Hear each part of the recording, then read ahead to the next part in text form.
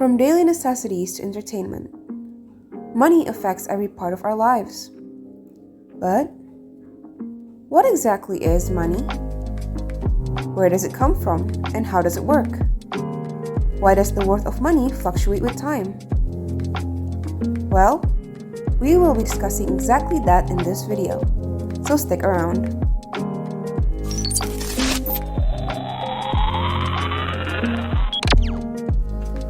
Hello everyone, welcome back to Artificial and Facts channel. Today, we will be talking about money, its market, and the demand of money on the subject of economy. Let's get into it. Let's talk about money. When we mention money, we are usually referring to M1 money. This is the narrowest definition of money that includes cash, traveler's checks, and checkable bank deposits. Money in checking accounts also count because it's used as a medium of transaction. With this definition in mind, we now understand what money is. That is not just the cash in our wallets. We need to differentiate M1 money from other assets. This is because other assets have low liquidity, which is the ease in which an asset can be converted into cash without much loss of value. When we learn about money, we also touch on the subject of monetary policy. We learn that monetary policy affects interest rates and the available quantity of loanable funds, which in turn affects several components of aggregate demand. To view how monetary policy affects the market, we rely on the money market graph.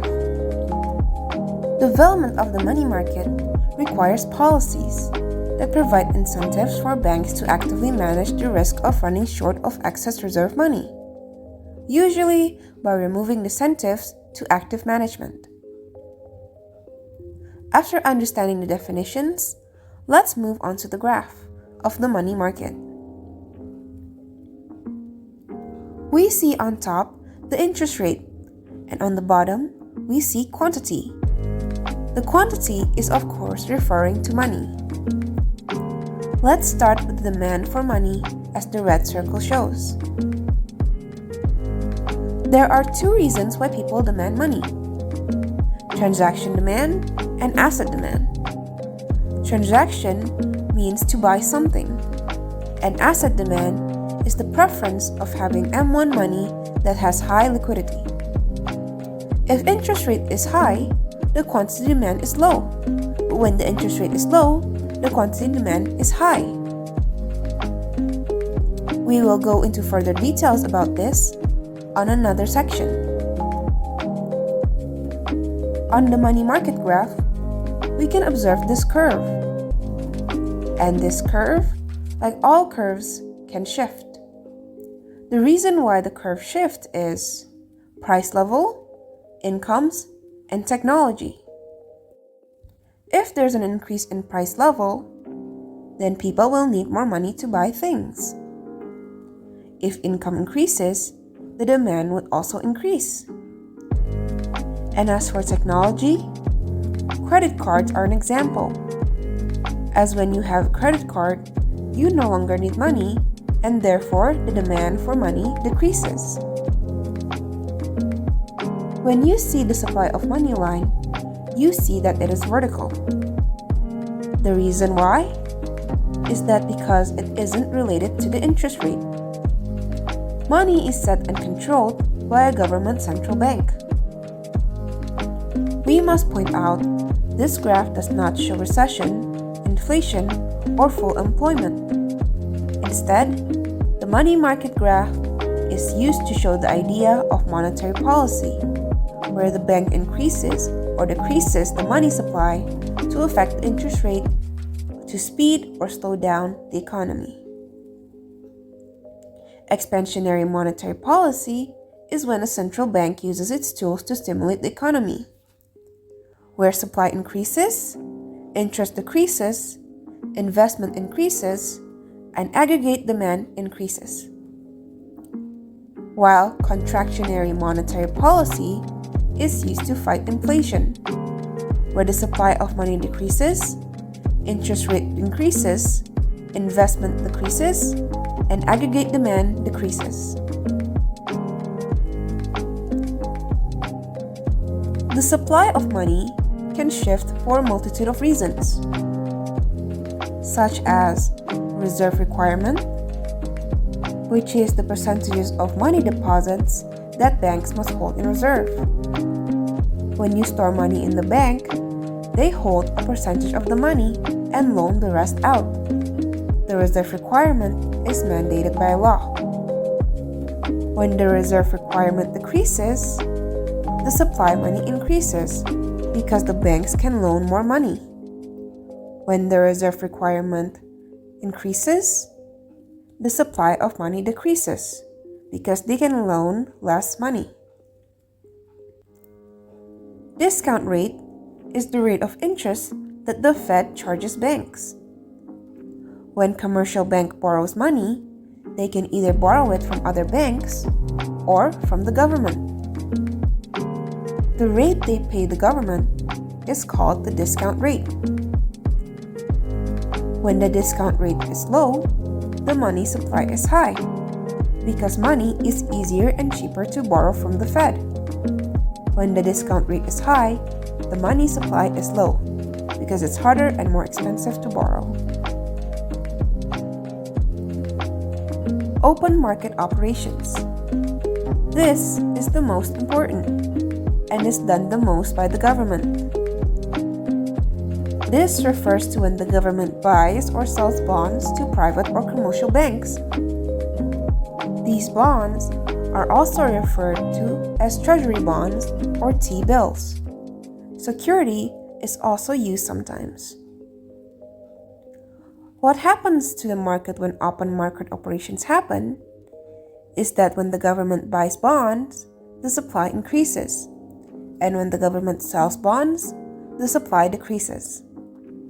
Bonds are transacted with money, so when the government buys bond with money, supply of money increases, and when the government sells bonds, they take money, therefore decreasing the supply of money.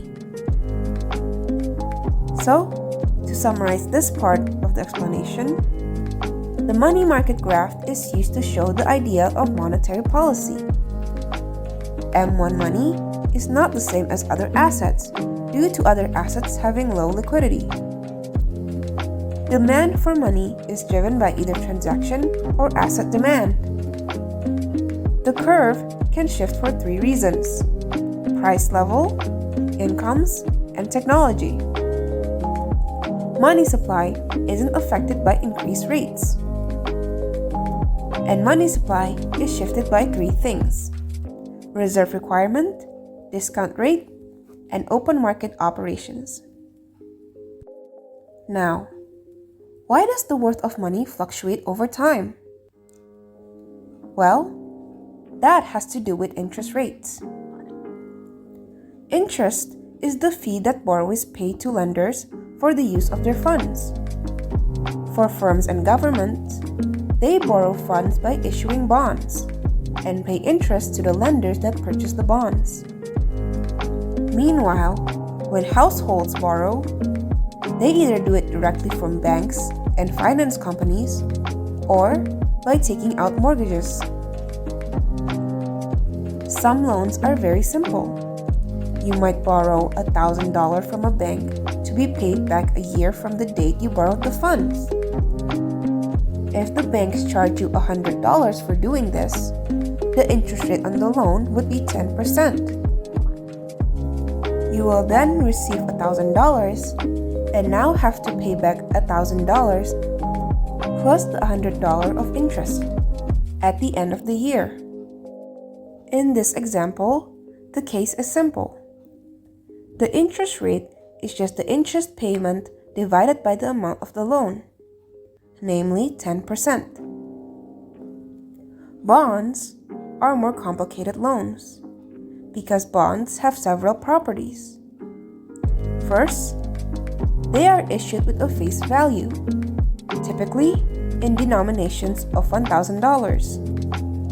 Second, they come with a maturity date, which is the date the borrower agrees to pay the lender the face value of the bond. Third, there is a fixed payment of a specified amount that is paid to the beholder each year. This payment is known as a coupon. It is important to realize that the bond market directly determines prices of bonds, not interest rates. Given a bond's market-determined price, its face value, its maturity, and its coupon, the interest rate or yield on that bond can be calculated. Interest rates are thus indirectly determined by the bond market. This affects the demand curve for money, with the interest rate representing the price of money. Shown on the screen is the curve labeled MD.